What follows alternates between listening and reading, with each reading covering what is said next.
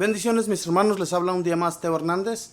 Hoy día mis hermanos, como siempre voy a compartirles la historia del santo de hoy día. Y hoy corresponde a Santo Tomás Moro, mártir del año 1535. Pongamos pues atención mis hermanos, abramos el corazón.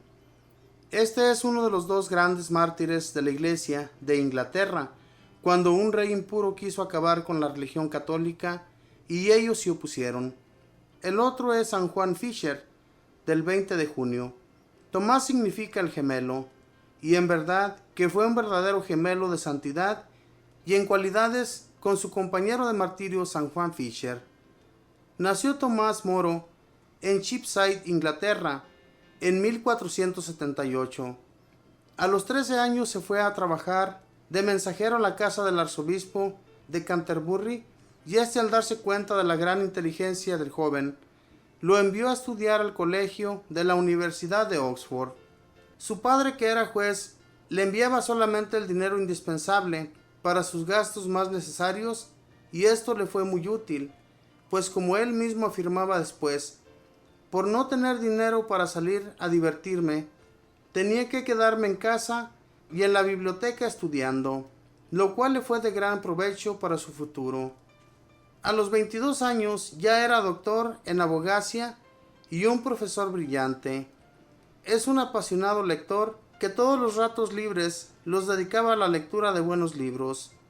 Uno de sus compañeros de ese tiempo dio de él este testimonio. Es un intelectual muy brillante, y a sus grandes cualidades intelectuales añade una muy agradable simpatía. Le llegaron dudas acerca de cuál era la vocación para la cual Dios lo tenía destinado.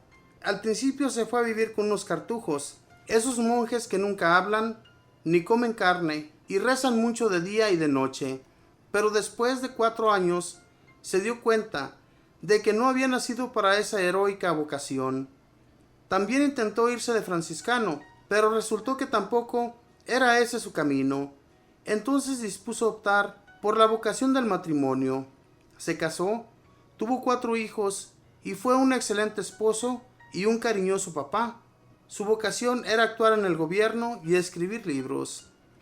Para con sus hijos, para con los pobres y para cuantos deseaban tratar con él, Tomás fue siempre un excelente y simpático amigo. Acostumbraba a ir personalmente a visitar a los barrios de los pobres para conocer sus necesidades y poder ayudarles mejor. Con frecuencia invitaba a su mesa a gentes muy pobres y casi nunca invitaba a almorzar a ricos. A su casa llegaban muchas visitas de intelectuales que iban a charlar con él acerca de temas muy importantes para esos momentos y a constatar los últimos libros que se iban publicando. Su esposa se admiraba al verlo siempre de buen humor, pasara lo que pasara. Era difícil encontrar otro de conversación más amena. Tomás Moro escribió bastantes libros, muchos de ellos contra los protestantes, pero el más famoso es el que se llama Utopía. Esta es una palabra que significa lo que no existe, lo que no tiene lugar. En ese libro escribe, en realidad, una nación que no existe, pero que debería existir. En su escrito ataca fuertemente las injusticias que cometen los ricos y los altos del gobierno con los pobres y desprotegidos, y va describiendo cómo debería ser una nación ideal. Esta obra lo hizo muy conocido en toda Europa. El joven abogado Tomás fue aceptado como profesor de uno de los más prestigiosos colegios de Londres. Luego fue elegido como secretario del alcalde de la capital. En 1529 fue nombrado canciller o ministro de Relaciones Exteriores, pero ese altísimo cargo no cambió nada su sencillez. Siguió asistiendo a misa cada día, confesándose con frecuencia y comulgando. Tratable y amable con todos. Alguien llegó a afirmar, parece que lo hubieran elegido canciller solamente para poder favorecer más a los pobres y desamparados. Otro añadía, el rey no pudo encontrar otro mejor canciller que este. Pero Tomás, que conocía bien cómo era Enrique VIII, declaraba con su fino humor, el rey es de tal manera que si le ofrecen una buena casa por mi cabeza, me la mandaré a cortar de inmediato. Ya llevaba 2 años como canciller cuando sucedió en Inglaterra un hecho terrible contra la religión católica. El impúdico rey Enrique VIII se divorció de su legítima esposa y se fue a vivir con la concubina Ana Bolena.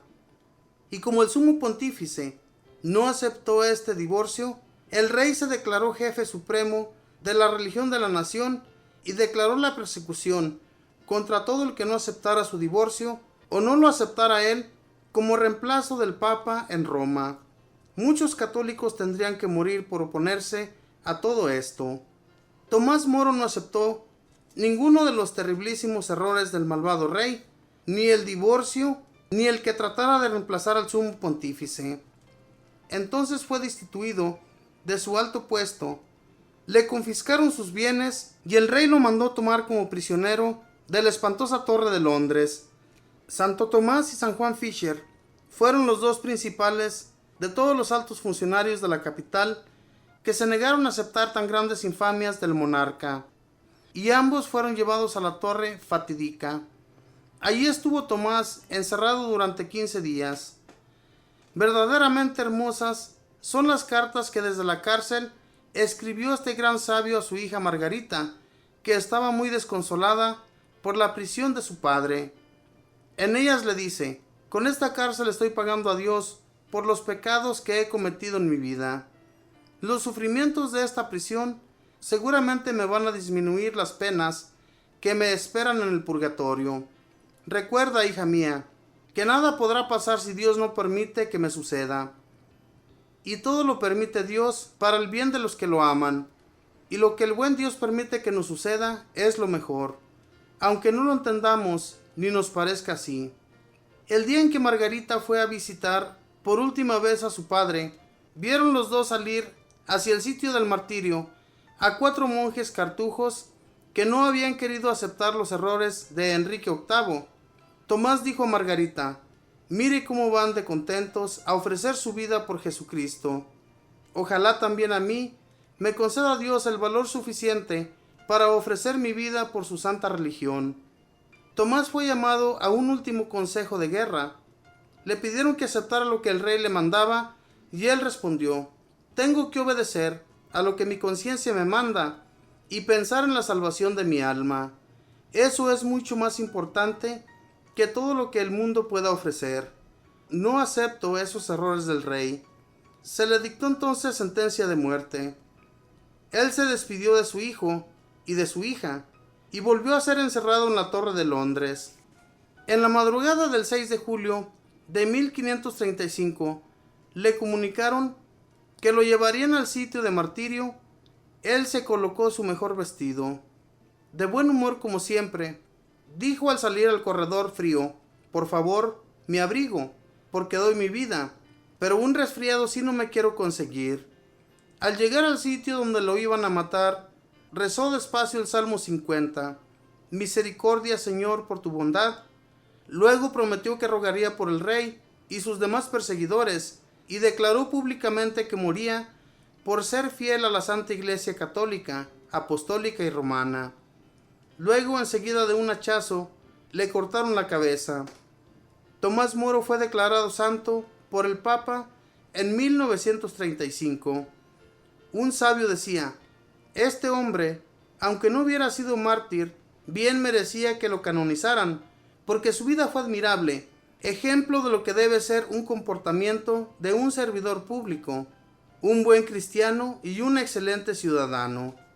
Dijo Jesús: dichosos los que sufren persecución por mi causa, porque su premio será muy grande en el reino de los cielos. Mateo 5:11. Esta fue la historia, mis hermanos, de Santo Tomás Moro.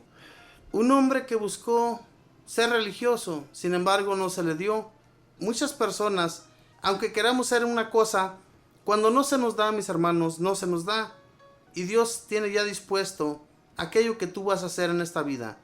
Y Dios siempre te va a poner lo que es mejor para ti. Y por este lado a este hombre le dio mucha sabiduría a Dios. Lo hizo muy intelectual y hasta llegó a ser canciller. La sabiduría, mis hermanos, Dios la pone en las personas. No pensemos ni nunca digamos que nosotros mismos somos los que decidimos y nos ponemos los altos puestos o cargos que se nos dan a veces, porque es mismo Dios quien lo permite así.